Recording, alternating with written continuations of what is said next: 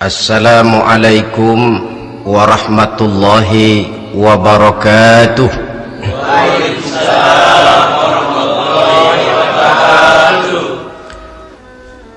Alhamdulillahi rabbil alamin, wassalatu wassalamu ala ashrafil anbiya'i wal mursalin, sayyidina wa maulana Muhammadin wa ala alihi wa ashabihil mujahidin at-tahirin, amma ba'du.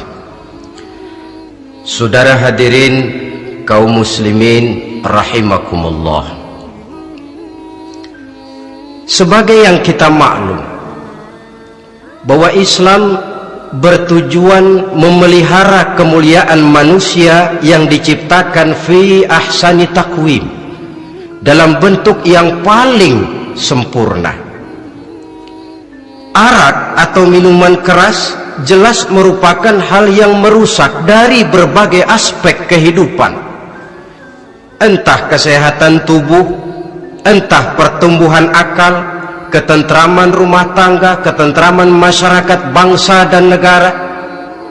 Cobalah sejenak kita adakan penyelidikan. Kalau masuk kita ke dalam penjara, melihat sel-sel di sana, berapa banyak yang mendekam di sel karena urusan minuman keras. Masuk kita ke rumah sakit, berapa banyak yang dirawat akibat minuman keras, akibat stres yang dialaminya. Berapa banyak rumah tangga berantakan, berapa banyak pembunuhan terjadi, pemerkosaan terjadi akibat daripada minuman keras ini. Yang paling ironi kalau dia sudah menyerang anak-anak muda kita, padahal kita tahu remaja pemuda adalah bentuk miniatur daripada kehidupan suatu bangsa. Akan bagaimana warna Indonesia 20, 30, 40 tahun yang akan datang, remaja dan pemuda kita jawabannya. Bahkan dari segi agama pun, akan bagaimana warna Islam di Indonesia 20, 30 tahun yang akan datang, remaja itu pula jawabannya. Karena itu tidak terlalu berlebihan kalau saya berkata bahwa untuk menghancurkan Islam di Indonesia ini tidak perlu menghancurkan pondok pesantren, tidak perlu menutup masjid, melarang pengajian, menyegel musola, tidak perlu. Untuk menghancurkan Islam di Indonesia cukup dengan meracuni remaja, pemuda, pemudi Islam di Indonesia. Kalau mereka sudah diracuni, dijauhkan dari agamanya, masalahnya tinggal menunggu pergantian generasi. Maka yang jadi pilot proyek jelas remaja, pemuda, termasuk dengan menanamkan pengaruh minuman keras. Ditanamkan ke tengah remaja kita ini untuk jauh dari tuntunan agama. Hei pemuda-pemuda Islam, kalau kau mau jadi pemuda modern, jangan dekat-dekat ke masjid. Masjid khusus 60 tahun ke atas. Sepertinya di depan masjid itu ada papan pengumuman masjid khusus 60 tahun ke atas. Baca Quran kolot. Seiring dengan itu lalu modernisasi diartikan dengan westernisasi. Kau tidak akan bisa jadi pemuda modern sebelum semua yang datang dari barat kau telan mentah-mentah. Kau harus bisa bergaul seperti orang barat, berumah tangga macam orang barat, makan minum seperti orang barat. Kalau nyanyi lagu barat yang orang lain gak ngerti, kamu juga gak tahu.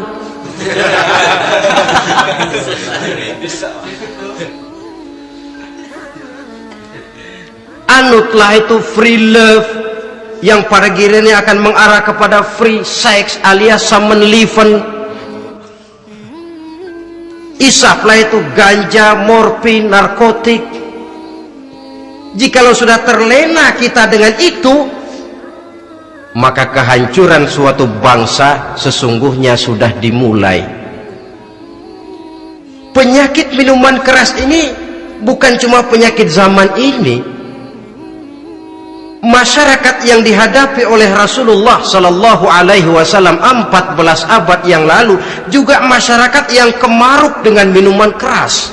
Arab jahiliyah kalau sudah minum arak mabuk, tidak cuma minum, dia mandi pakai arak.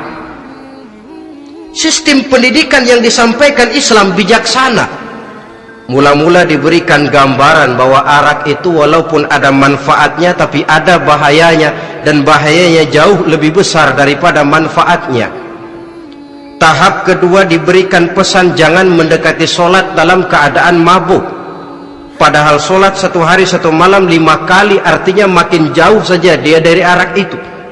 Pada saat kondisi iman sudah memungkinkan, barulah turun vonis bahwa arak itu najis, perbuatan setan, jauhi. Yang ironi yang saya katakan tadi, racun mereknya madu. Kadang-kadang kita dibuai dengan iklan yang tidak mendidik. Saya pernah lihat ada iklan misalnya, Anda ingin modern, majulah bersama minuman ini. Atau minuman ini lambang pergaulan dunia yang maju. Modern diukur dari minuman. Yang jadi korban akhirnya remaja dan pemuda-pemudi kita. Saya teringat satu analisa dari Rasulullah sallallahu alaihi wasallam. Beliau bersabda, "Inna min asyratis sa'ah." Sesungguhnya di antara tanda-tanda kiamat. Apa kiamat itu? Dalam arti yang umum, kiamat itu saat dimana alam ini hancur, bumi gempa, air laut tumpah ke darat, gunung meletus, planet-planet bertabrakan, lalu semua yang bernama hidup mati. Itu kiamat beneran. Saya nggak mau cerita kiamat beneran, sebab saya sendiri nggak kepengen ngalamin. Yang sering kita ngalami ini kiamat kecil-kecilan, kiamat mini. Apa kiamat mini itu? Hancurnya sendi-sendi kehidupan sosial. Maksiat merajalela, munkarat menjadi-jadi. Yang ma'ruf dianggap munkar, yang munkar malah menjadi ma'ruf. Yang salah disanjung-sanjung, yang benar dicaci maki. Tuntunan dianggap tontonan, tontonan malah jadi tuntunan.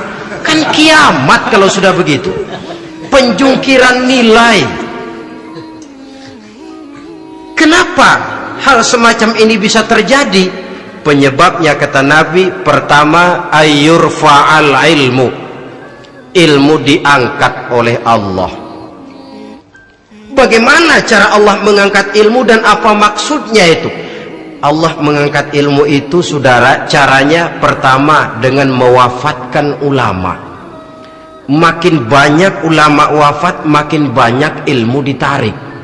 Yang kedua, kurangnya minat orang untuk belajar agama. Kalau sudah klop macam itu, artinya agama sudah disudutkan ke pojok-pojok kehidupan. Agama cuma sekedar tinggal dekorasi. Agama cuma seminar, cuma kongres, cuma muktamar. Tapi bahwa agama merupakan realita dalam kehidupan, itu tidak pernah terwujud. Kalau ulama sudah tiada, minat orang belajar agama berkurang, maka ajaran Allah tidak lagi didengungkan orang. Dikala itu wa yudharul jahlu, akan muncullah kebodohan. Nampak kebodohan di mana-mana. Muncul permissive society, masyarakat yang merasa boleh hidup dengan kaidah serba boleh. Tidak ada halal, tidak ada haram, tidak ada hak, tidak ada batil, semuanya serba boleh. Kalau sudah begitu kondisi masyarakat, terjadilah apa yang dianalisa oleh Nabi. Dikala itu wayab suazina, zina dikerjakan berterang-terangan.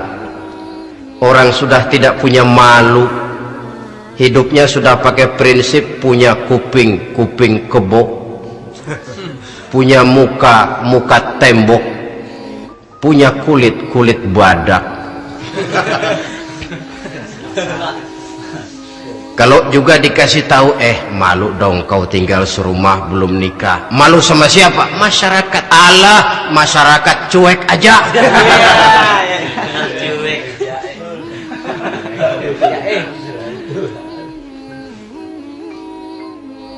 Bukankah realita kalau kita ikuti surat-surat kabar, berapa banyak sudah gadis-gadis bergelimpangan jadi korban, berapa banyak bayi-bayi yang lahir ke alam ini tanpa harus tahu kemana dia mesti manggil bapak, yang akhirnya mengalami keterakisan, dimasukkan ke dalam kantong plastik, dibuang ke tempat sampah.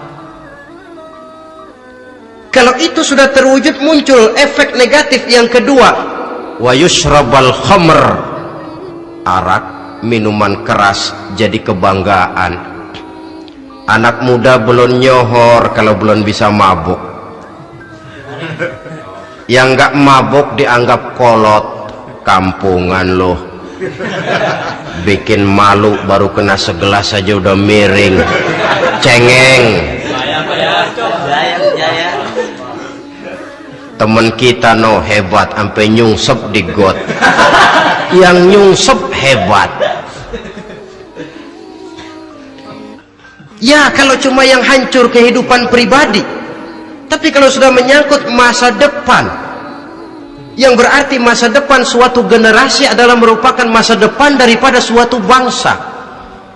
Begitu kerasnya Islam ini melarang minuman keras, sampai bukan cuma sekedar meminumnya saja yang diharamkan, tetapi juga dilarang mengimportnya, memproduksinya, membuka warung yang menjual minuman keras, atau bekerja di tempat penjualan minuman keras. Ada juga yang nyerempet-nyerempet, Pak, kalau sedikit kan nggak apa-apa, nggak mabuk ini. Nah, saya ingatkan hadis Nabi diriwayatkan oleh Imam Ahmad, Abu Daud dan Tirmizi. Nabi bersabda, ma askara kathiruhu faqaliluhu haramun. Apa yang banyaknya menyebabkan mabuk, sedikitnya pun tetap haram hukumnya. Memang barangkali mungkin ada manfaatnya, tetapi bahayanya jelas lebih besar ketimbang manfaat yang bisa timbul daripada jenis minuman keras itu sendiri.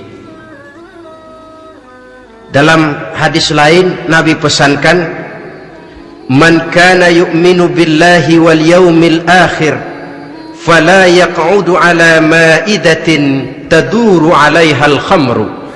Siapa yang beriman kepada Allah dan beriman kepada hari akhirat, jangan dia duduk di dalam satu pertemuan yang di dalam pertemuan itu diedarkan minuman keras. Masuk ke dalam lingkungan macam itu saja tidak diperkenankan. Kenapa? Asyariku fi syarri syarrun, bersekutu dengan kejahatan, jahat juga hukumnya. Semalam kamu mabuk ya? Enggak, temen, saya cuma ngebeliin aja kok. Apalagi ngebeliin.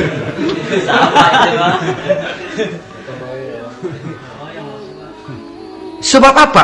Dalam keadaan mabuk, orang tidak lagi bisa berpikir secara logik. Daya kontrol hilang, artinya perbuatan sudah tidak terkontrol lagi. Yang pertama. Yang kedua, IQ tidak akan tumbuh dan berkembang secara normal seperti yang kita harapkan. Yang ketiga, harga diri akan runtuh, hancur di tengah masyarakat. Bayangkan kalau tengah malam kita digotong orang, diantar ke rumah kita. Dengan kondisi macam itu masih punya muka kita untuk tegak di tengah masyarakat. Masih punya harapan kita untuk tumbuh menjadi pemimpin, sementara orang terkenang, ini kan yang kemarin malam gua gotong, dia lagi mabuk. Harga diri, kepribadian. Jangan lupa saudara, kita hidup di tengah masyarakat. Masyarakat itu punya hukum yang tidak tertulis, tapi lebih kuat dan lebih kejam daripada hukum tertulis. Orang bilang, sekali arang tercoreng di dahi, seumur hidup orang akan tetap ingat. Makanya Rasulullah dalam hadis memberikan tamsil untuk adik-adik remaja muslim ini, masalul mu'min kamasalin nahli. Perumpamaan orang yang beriman itu persis seperti tawon. Mentalitas orang mukmin persis tawon. Apa Apa mentalitas tawon? Kalau kita ngaji bab tawon, kita renungi apa keistimewaan tawon. Saya lihat-lihat, ternyata tawon itu punya 4 keistimewaan. Pertama, tawon itu yang dihisap selalu saripati bunga, bagus makanannya. Belum pernah tawon keliru makan. Saya belum pernah dengar kok ada tawon makan tahu.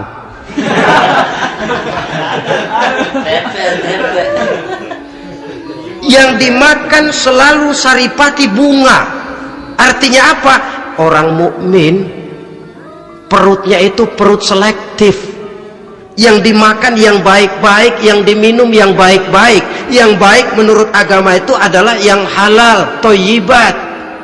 Perutnya selektif, bukan perut asbak. Kalau asbak, puntung apa saja masuk ke dalamnya. Tapi mukmin perutnya ini selektif. Daging kambing masuk, tahu masuk, kangkung masuk, kodok minggir, air kelapa minum, kopi minum. Tapi kalau sudah berbau minuman keras, minggir. Sebab apa? Makanan dan minuman yang kita masukkan ke dalam perut besar ini akan digiling dalam perut besar, akan melahirkan energi, menggerakkan sel-sel pembuluh saraf. Kalau makanan dan minuman itu terdiri dari yang haram, energi yang ditimbulkan olehnya energi yang haram, mempengaruhi sel-sel pembuluh saraf. Orang akan cenderung berpikir yang haram kalau terlalu sering memakan makanan haram. Kalau sudah berpikir kepada yang haram, perbuatan pun akan mengarah kepada yang haram juga. Contoh kecil aja dah, ada nggak maling mikirin majelis taklim?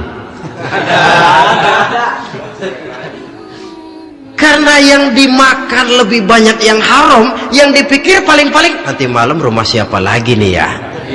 Sudah mengarah ke sana.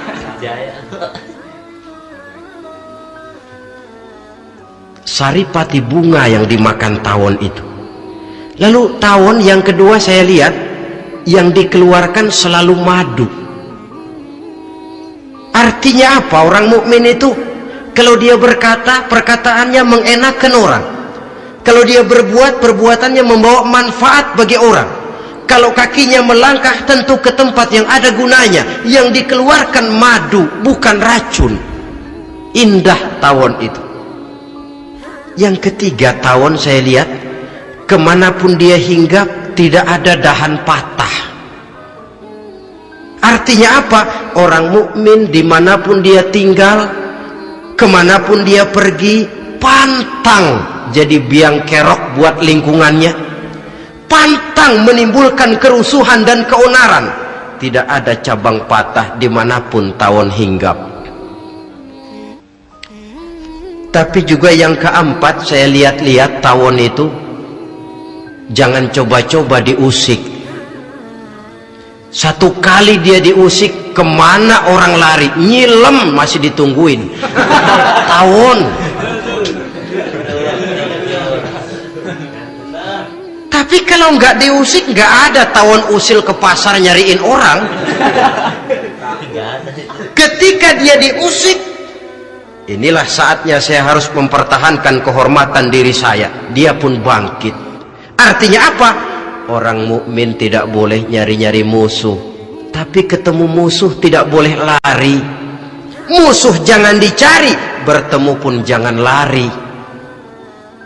Mentalitas orang mukmin seperti tawon, yang dimakan baik, yang dikeluarkan baik, kemana dia tinggal tidak menimbulkan keonaran buat masyarakat, tapi juga sanggup menjaga dan mempertahankan kehormatan dirinya.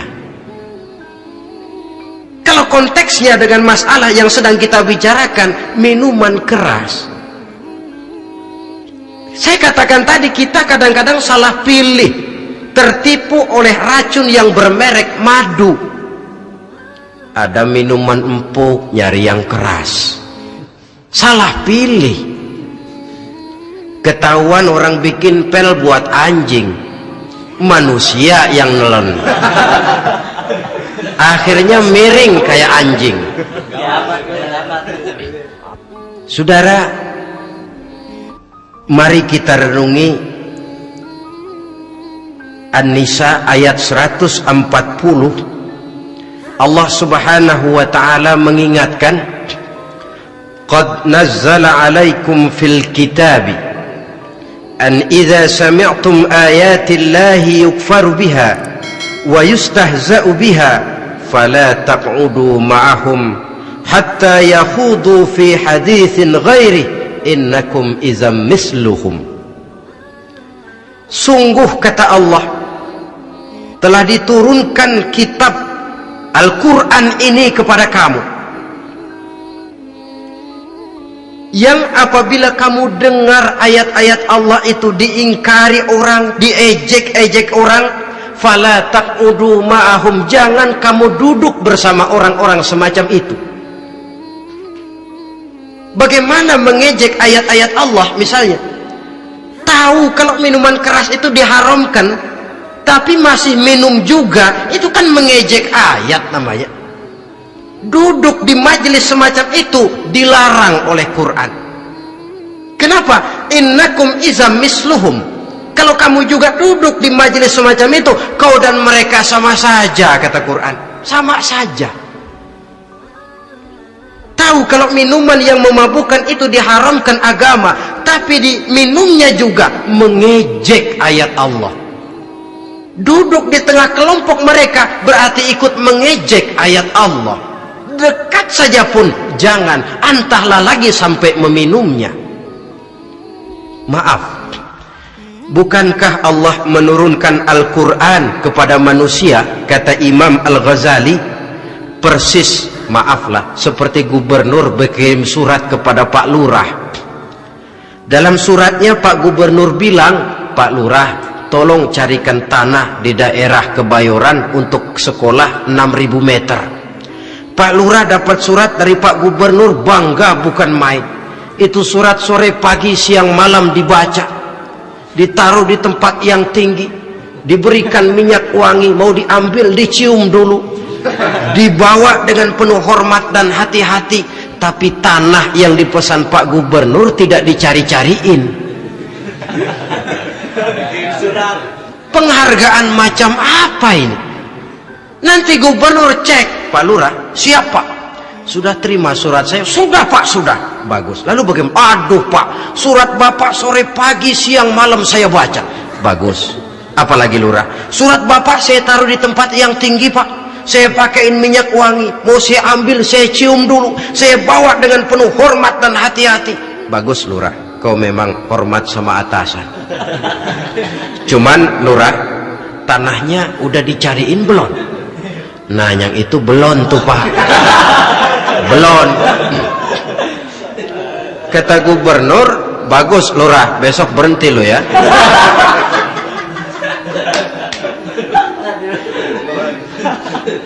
Membacanya memang penting, al-muta'abbad bitilawatihi, beribadah dari sebab membacanya. Tapi setelah kita baca, kita tahu isinya, what next? Mau apa kita dengan isinya itu? Jangan yang kita baca kita injak-injak. Itulah ironinya, bagaimana Quran itu mau membawa keberkahan dalam hidup ini, kalau yang kita baca sering kita injak-injak. Dalam kehidupan kita baca ayat, wa ahallallahu al-bai'a wa harramar riba. Allah halalkan jual beli, Allah haramkan riba, tapi renten ditelan terus.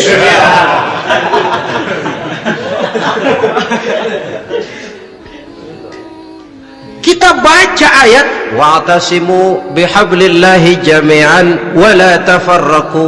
Berpegang teguhlah kamu kepada tali Allah, jangan bercerai-berai. Tapi sesama muslim pelotot-pelototan jalan terus.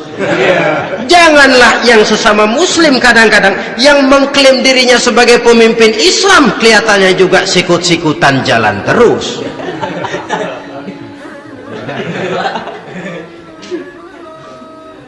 Sehingga tidak heran kalau orang bilang di bawah ngamalin ayat kursi, sudah sampai di atas ayat hilang, tinggal kursi saja yang diamalin. ironi dan menyedihkan. Perjalanan panjang memang saatnya kita menunggal dengan Al-Quran ini, tetapi prosesnya memang harus kita mulai dari sekarang. Perkara kapan proses ini selesai itu bukan masalah kita, tapi bahwa kita sudah memulai suatu proses, itulah yang diharapkan. Hadirin yang saya hormati, oleh karena kerasnya peringatan Islam terhadap minuman keras, pernah satu hari seorang lapor kepada Khalifah Umar bin Abdul Aziz bahwa ada sekelompok orang berkumpul meminum minuman keras. Kata Khalifah Umar bin Abdul Aziz, dera mereka, hukum, cepat. Ya Khalifah, kenapa? Di tengah mereka ada juga orang yang Ramadan biasa puasa. Begitu, iya, yang biasa puasa duluan hukum. Kenapa? Mengerti memang lebih besar resikonya daripada tidak mengerti. Kalau yang tidak mengerti di latar belakangi oleh kebodohan, barangkali masih bisa ditolerir, masih bisa dimaklumi. Ini toh sudah tahu mau puasa, kenapa berkumpul di majelis yang ada minuman keras?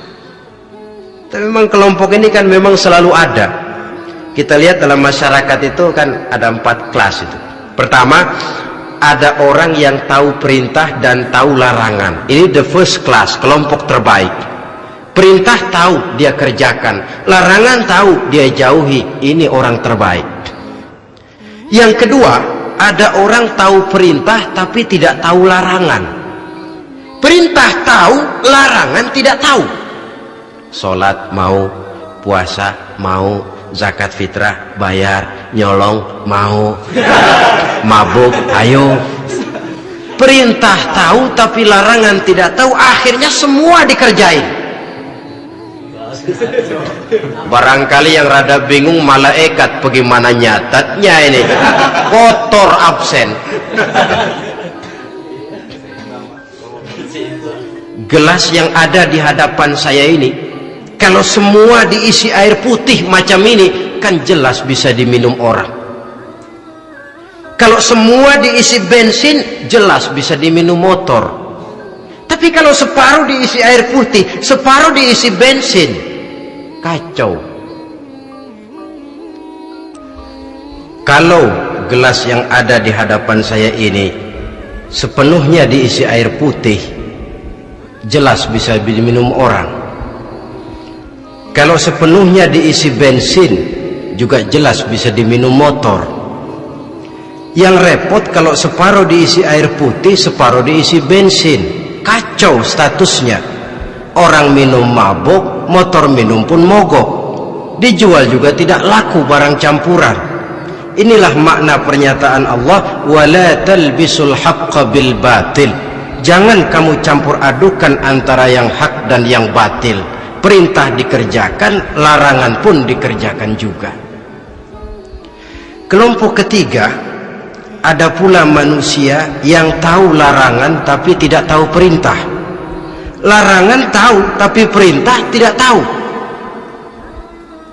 Jahat sama tetangga tidak, mencuri tidak, mabuk tidak, zina tidak, sholat tidak, puasa tidak, polos, semua serba tidak. Dan yang terakhir, kelompok keempat, perintah tidak tahu, larangan pun tidak tahu. Ini masuk kelompok makhluk gratis. Misalnya kambing, ayam, kerbau, itu kan makhluk-makhluk yang memang perintah tidak tahu pun larangan juga tidak tahu. Nah, dalam hubungannya dengan ini, saya mengajak, marilah kita berusaha sekuat mungkin menjauhkan diri dari minuman keras yang jelas bahayanya dengan hidup tidak jauh dari bimbingan agama. Hadirin kaum muslimin rahimakumullah, kawan seiring dan sejalan dari minuman keras, judi namanya. Saudara kembar barangkali. Yang satu sering menimbulkan yang lain, tetapi bukan tak jarang keduanya berjalan berdampingan. Posisi judi dan arak ini dalam Quran sama bahayanya. Apa sebab? Mentalitas judi adalah mentalitas sirkeless, lingkaran setan. Artinya yang menang biasanya ketagihan, yang kalah biasanya penasaran.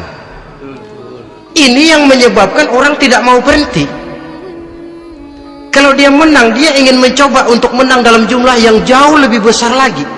Kalau dia kalah, dia penasaran, kenapa hari ini kalah? Barangkali sial, besok malam saya tebus. Mental semacam ini memang sulit untuk berhenti. Kenapa judi diharamkan dalam Islam? Pertama, seorang muslim di dalam berusaha mencari harta, dia harus mengikuti sunnatullah. Kata kita orang muslim, hukum alam kata orang sekarang, natural of law bahasa kerennya. Berusaha menurut hukum kausal, memasuki rumah dari pintunya, menunggu suatu akibat dari sebab yang kita lakukan, bahwa kalau begini mesti begitu. Karena kita memang terikat oleh permainan yang disebut hukum alam ini.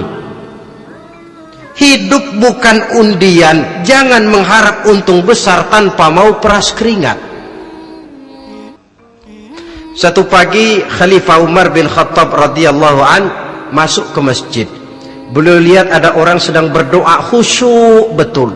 Ditunggunya 2 menit, 3 menit, sampai 10 menit lebih belum juga selesai. Agak lama orang itu berdoa. Selesai berdoa, dihampiri orang itu oleh Sayyidina Umar. Beliau tanya, saudara, lagi apa tadi itu? Berdoa ya Khalifah. Minta kepada Allah? Tentu minta kepada Allah. Minta apa kamu? Minta rezeki. Sudah lama? Dari tadi habis sembahyang subuh. Dapat? Belum. Ya memang kata Sayyidina Umar, inna sama la tumtiru zahaban wala fiddatan. Langit itu tidak mungkin akan menghujankan emas, tidak mungkin pula menghujankan perak. Jadi orang dilarang duduk bermalas-malas menunggu keajaiban yang datang dari langit. Karena memang hidup ini bukan undian, jadi jangan mengharap untung besar tanpa mau peras keringat. Di dalam berusaha kita terikat oleh sunnatullah. Kalau begini sebab penyebabnya, akan begini akibat yang ditimbulkannya. Yang kedua, Islam menjadikan harta manusia itu sebagai benda berharga yang dilindungi. Mengambilnya dengan judi termasuk memakan harta orang lain dengan cara yang batil. Yang ketiga, judi itu sendiri dapat menimbulkan permusuhan dan pertentangan antara para pemain itu sendiri. Meskipun kelihatannya kompak duduk dalam satu meja yang saling berhadap-hadapan, yang kalah kelihatannya pasrah, tetapi kan itu cuma kulit permukaan. Batinnya bagaimanapun juga yang kalah itu tetap mendendam. Sedangkan yang kalah di samping mendendam juga mengomel, mencaci mungkin ya lawan bermainnya, ya mungkin juga dirinya sendiri. Dan yang keempat, judi itu merusak aktivitas hidup, membuat orang membuang waktu dengan tidak terasa, dan yang pada gilirannya melupakan orang kepada tanggung jawab. Wah, kalau sudah memegang kartu, konon kabarnya, saya sendiri alhamdulillah belum pernah, lupalah orang anak, lupalah orang kepada istri, lupalah orang kepada tanggung jawab. Waktu pun berlalu tanpa terasa. Apalagi kalau sudah diiming-iming oleh gambaran akan memperoleh keuntungan yang besar. Termasuk di dalam judi itu undian, apapun namanya. Yang usaha ke arah ini seharusnya tidak dipermudah, walaupun dengan embel-embel dana kemanusiaan, sumbangan sosial. Saya tidak begitu yakin, saudara, bahwa bangsa Indonesia ini sudah begitu menipis rasa kemanusiaannya sehingga untuk berlaku sosial mesti diimbangi dengan hadiah sekian juta rupiah. Saya tidak percaya bahwa umat Islam di Indonesia sudah begitu tipis rasa kasih sayangnya kepada sesama sehingga sulit mengeluarkan bantuan kalau tidak diimbangi dengan hadiah yang sekian puluh juta rupiah. Yang saya khawatir apa? Pada gilirannya di negeri ini akan makin banyak penghayal-penghayal kelas berat, tukang-tukang lamun kelas tinggi, yang hidup cuma ngumpulin jikalau. Andai kata umpama misalnya orang sudah kemana-mana kita masih menghitung jikalau.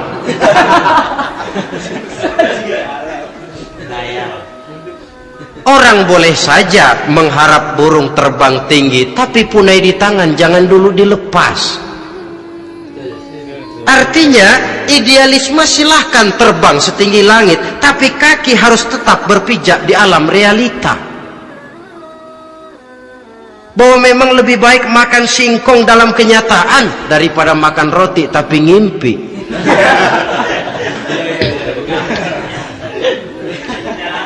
Kadang anaknya menangis, Pak minta jajan, ada uang 200 rupiah. Sudahlah sabar, kau jangan jajan, nanti bapak beliin kalau tembus 100 juta nih. Akhirnya yang 100 juta tidak, anak pun kelaparan. Bukankah akan jadi masalah bagi semuanya?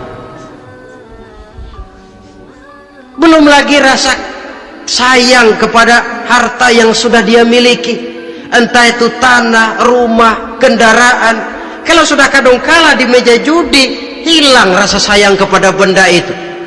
Ada rumah-rumahnya dilelang, ada kendaraan-kendaraan jadi taruhan, ada jam tangan pun copot tanpa terasa. Maka berapa banyak rumah tangga berantakan, istri minta cerai, orang jadi nekat merampok, orang jadi nekat mencuri, korupsi kalau dia pejabat. Akibat apa ini? Pengaruh yang namanya judi. Saudara kaum muslimin, ma'asyiral muslimin rahimakumullah. Itu sebabnya di dalam surah Al-Maidah ayat 90 Allah menekankan, innamal khamru wal maisir wal ansab wal azlam rijsun min amali syaitan fajtanibuhu la'allakum tuflihun. Sesungguhnya arak, judi, berhala, mengundi nasib itu rijsun. Ya Allah, jarang benar Quran menggunakan kalimat rijsun. Rijsun ini sudah merupakan puncak kekotoran. Bapak moyangnya najis, itu rijsun. Rijsun, kotor. Sudah kotor ditambah pula min amali syaitan, pekerjaan setan. Fajtanibuhu, jauhi. Jangan sampai main, dekat saja tidak boleh, jauhi. La'allakum tuflihun, jikalau kamu mau menjadi orang-orang yang beruntung. Sejarah tidak pernah mencatat ada orang jadi miliuner karena judi. Sejak David Rockefeller sampai Aristotle Onassis, orang-orang kaya top di dunia, mereka kaya bukan karena judi, tapi karena kemauan peras keringat banting tulang, mau memulai sesuatu dari kenyataan yang real di depan mata. Sebab apa? Hidup ini memang perjuangan. Janganlah kita ingin hidup dengan satu prestasi, ingin tetap hidup seperti apa adanya sekarang ini saja, toh kita harus berjuang. Apalagi ingin hidup lebih baik, lebih terhormat, lebih mudah. Hidup perjuangan, perjuangan berarti pengorbanan. Berani hidup artinya berani berjuang. Berani berjuang maksudnya rela berkorban. Takut berkorban, jangan berjuang. Tidak mau berjuang, berhenti hidup. Itu logika. Dan bagaimanapun saya yakin lebih baik berkorban daripada menjadi korban. Kalau sekarang kita berkorban, peras keringat, banting tulang, berusaha secara sunnatullah untuk menghidupi anak, istri, keluarga, pada satu saat kita tidak akan menjadi korban kebrutalan anak-anak kita sendiri kalau mereka dibesarkan dan tumbuh berkembang oleh hasil yang diperoleh dari meja judi. Ayat 91 Al-Maidah ini lebih memperkuat lagi.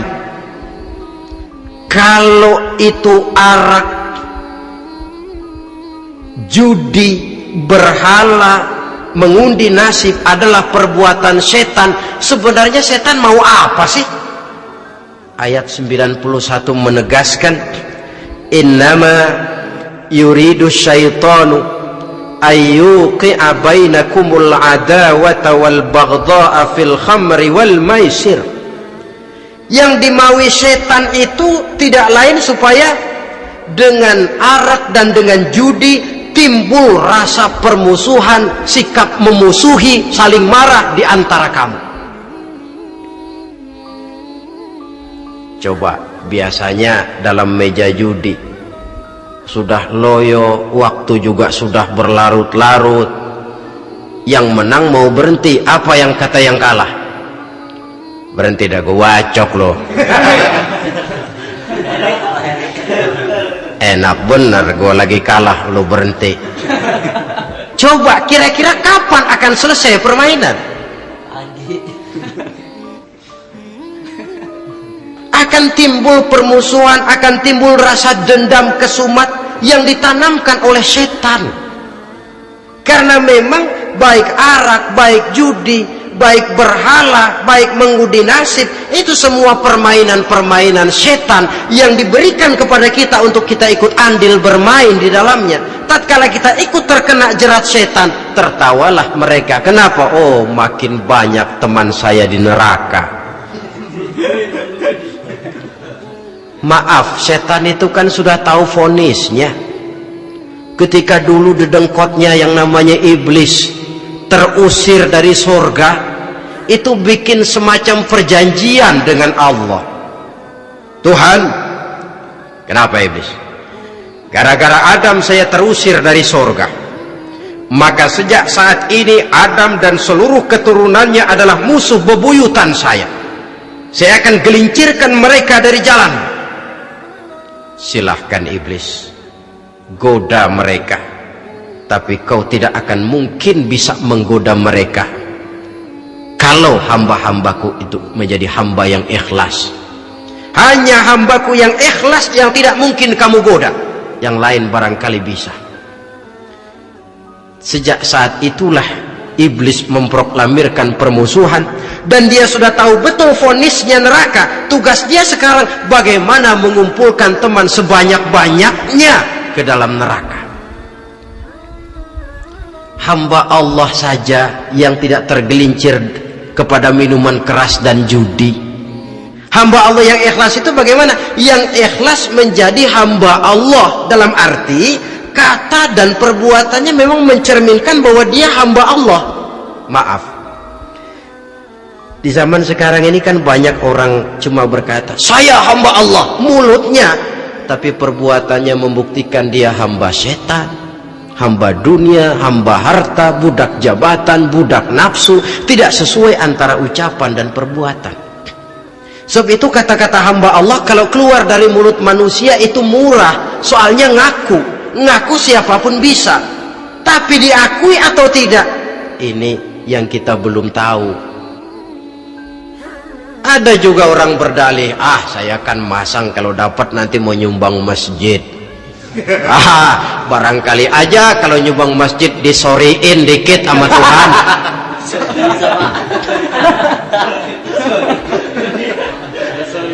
Apa bisa begitu? Saudara, kita tidak mungkin mencuci kain dengan air najis. Innallaha thayyibun, kata Nabi, la yaqbalu illa thayyiba. Allah itu baik dan hanya menerima yang baik. Bahwa dalam Islam tujuan yang baik harus dicapai dengan prosedur yang baik. Bahwa niat menyumbang masjid bagus, tapi hasil daripada judi atau undian tidak akan menyampaikan kita kepada tujuan itu. Tidak boleh mencuri kain walaupun niatnya untuk sholat. Kalau nyolong kain niatnya buat sembahyang, dimaafin kali. Walaupun sholatnya sah, mencuri kainnya tetap saja dosa. Islam tidak menghalalkan segala cara untuk mencapai suatu tujuan. Bahwa tujuan yang baik harus dicapai dengan cara yang baik juga. Dan penyakit judi ini juga bukan penyakit baru. Sejak dulu masa jahiliyah, judi mereka, saya kira kalau Las Vegas, kota judi Amerika saja barangkali masih kalah dengan cara judi jahiliyah dulu. Mereka kalau sudah judi itu uang, habis uang ada punya tanah pasang taruhan, habis tanah ada rumahnya dipasang, apalagi yang ada ternak unta dipertaruhkan, harta habis, rumah ludes, kebun binasa, ada istri juga dipasangin.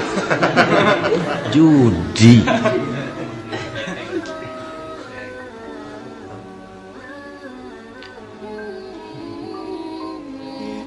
Kita sebagai muslim, oleh Al-Quran dijelaskan orang yang mempunyai dua tujuan hidup. Pertama, tujuan jangka pendek. Yang kedua, tujuan jangka panjang. Tujuan jangka pendek, dunia dan seluruh isinya. Tujuan jangka panjang adalah akhirat dan ridho Allah. Ini yang terpantul dalam doa setiap kita. Rabbana atina fid dunya hasanah wa fil akhirati hasanah. Tercapai tujuan jangka pendek fid dunya hasanah, dan tujuan jangka panjang wa fil akhirati hasanah. Untuk mencapai tujuan jangka pendek, merangkul dunia dan seluruh isinya, apa yang jadi modal utama? Pertama, pendidikan. Makin tinggi jenjang karier pendidikan yang kita tempuh, rasa-rasanya makin mudah menjangkau dunia dan isinya. Yang kedua, pengalaman. Tenaga expert masih tetap diperlukan. Makin banyak pengalaman, makin mudah menjangkau dunia. Yang ketiga, dan ini ada tapi tidak bisa dijadikan pegangan, faktor nasib, faktor kebetulan. Ada tapi tidak bisa dijadikan pegangan mutlak. Pendidikan, pengalaman, ingin menjangkau fid dunya hasanah, ini modal utama. Lalu untuk mencapai fil akhirati hasanah, prestasi ibadah. Bagaimanapun tinggi pangkat dan jabatan kita, bagaimanapun banyak gelar kita sandang, tanpa prestasi ibadah, nol besar kita dalam pandangan Allah. Itu sebabnya kita sholat. Jadi tidak beralasan kalau orang ditanya, kenapa sih kamu nggak sholat? Tetangga saya sholat melarat terus. Memang sholat itu bukan untuk mencari uang kok. Kalau ada orang yang rajin sholat, rezekinya kelihatan lancar, itu cuma sekedar persekot. Uang muka, cashnya tetap di akhirat nanti. Efeknya apa? Karena kita punya tujuan jangka panjang, mengharap ridho Allah di akhirat, cara kita mencapai tujuan jangka pendek dibatasi oleh pertanyaan, Allah ridho apa enggak? Kita cari uang, tapi pertanyaan pokok, Allah ridho enggak cara ini? Kita mengejar kedudukan, tapi Allah ridho enggak dengan cara ini? Ini yang menyebabkan kita lantas tidak lalu menghalalkan segala cara. Yang penting tujuan tercapai, cara apapun halal. PKI kan Kan cuma PKI yang berprinsip asal tujuan tercapai cara apapun halal. Dan kita sudah sepakat PKI dan seluruh ajarannya tidak berhak hidup di bumi Pancasila ini. Cuma jangan sekedar PKI-nya dikutuk tapi ajarannya dipakai.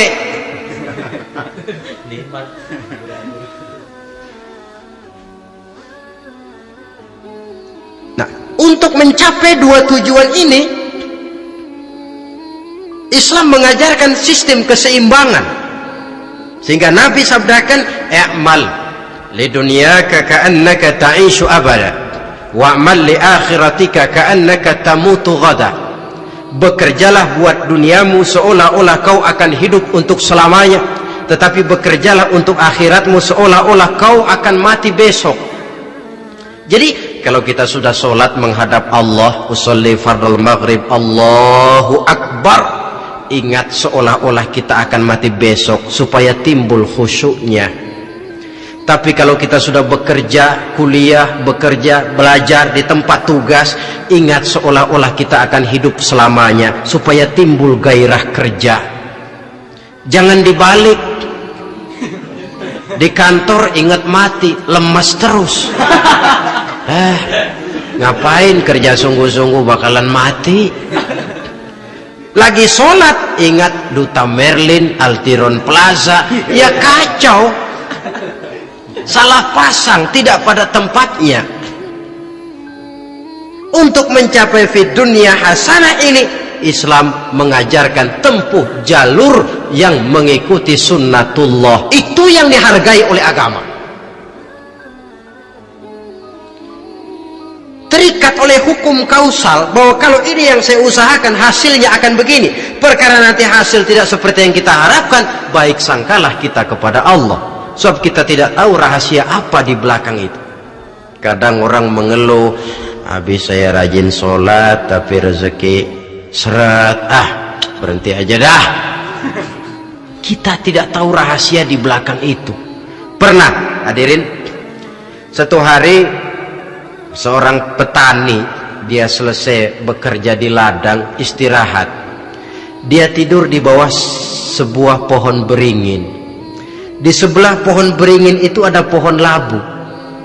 Dia berpikir, kalau saya lihat-lihat Tuhan nggak adil katanya. Masa pohon beringin pohonnya besar, buahnya kecil. Pohon labu pohonnya kecil, buahnya gede. Tuhan bukan arsitek ulung ini.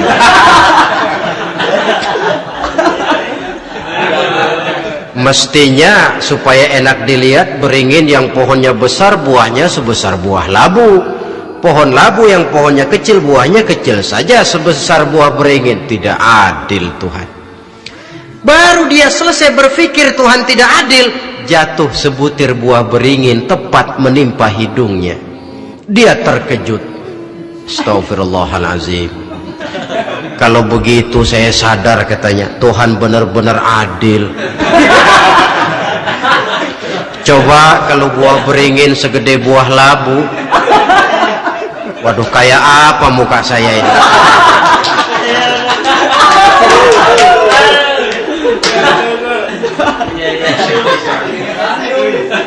Baru terbuka pandangan matanya setelah berhadapan dengan kenyataan.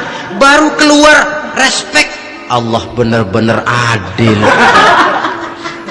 Padahal semenit yang lalu dia masih berkata, Tuhan bukan arsitek ulung. Tapi semenit kemudian setelah berhadapan dengan kenyataan yang real dia hadapi, wah Allah benar-benar adil.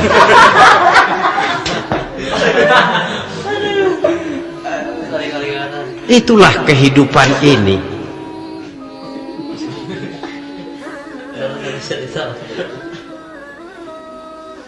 Saudara hadirin yang saya hormati, karena itu baik arak baik judi dua-duanya merupakan bahaya laten yang tidak hanya mengancam kehidupan agama tetapi juga masyarakat, bangsa dan negara, apalagi kalau sudah jatuh kepada generasi penerus. Dan yang bagaimanapun juga saya berpikir sebenarnya remaja, pemuda, pemudi kita cuma korban dari suatu sistem. Sebab ini merupakan tanggung jawab bersama. Ulama mubalik macam saya paling wewenangnya cuma ngomong. Yang punya SK untuk memberhentikan pabrik minuman keras itu kan Menteri Perindustrian. Tangan-tangan eksekutif. Sehingga kalau Nabi katakan, man ra'a minkum munkaran falyughayyir biyadihi wa illam yastati' fa bilisanih wa illam yastati' fa biqalbihi. Apabila salah seorang kamu melihat suatu kemunkaran, termasuk minuman keras dan judi di dalamnya, rubah itu. Dengan cara apa? Kalau kau mampu dengan tangan, artinya power, kekuatan. Kalau dengan tangan tidak mampu, wah ini orang kalau gue pukul gue yang melintir nih. Umpamanya fabilisani, dengan lidah ngomong, Mas, saya senang sampean tinggal di sini, kampung kami tambah warga, tapi tolonglah jangan bawa pengaruh yang tidak baik. Kalau ternyata bicara pun tidak berani, fabiqalbi, cukup dalam hati, sekurang-kurangnya tidak ikut membenci kemungkaran dalam hati, itulah kadar iman yang paling lemah. Ini secara umum. Tapi kalau hadis ini kita mau adakan semacam, katakan description of job, bahasa kerennya, kita adakan pembagian tugas. Siapa yang harus merombak kemungkaran dengan power? Penguasa, pemerintah, sebab dia punya aparat. Siapa yang merombak kemungkaran dengan lidah? Ulama, kiai, mubalik, ngomong. Siapa yang hanya mengubah kemungkaran dalam hati? Kita umumnya rakyat lemah ini, yang mau ngomong nggak berani tapi hati pegel. Nah, kalau sudah ada pembagian tugas semacam itu, insya Allah masing-masing akan berjalan pada relnya, dan pada akhirnya selamatlah kita, bangsa Indonesia, umat Islam pada khususnya, dari bahaya, baik bahaya minuman keras maupun bahaya judi. Menyelamatkan bangsa, dan yang lebih lagi menyelamatkan masa depan kita. Sekianlah saudara pertemuan kita pada saat ini, mudah-mudahan ada manfaatnya. Terima kasih atas segala perhatian, mohon maaf atas segala kekurangan. Usikum wa nafsi bitaqwallah. Wassalamualaikum warahmatullahi wabarakatuh.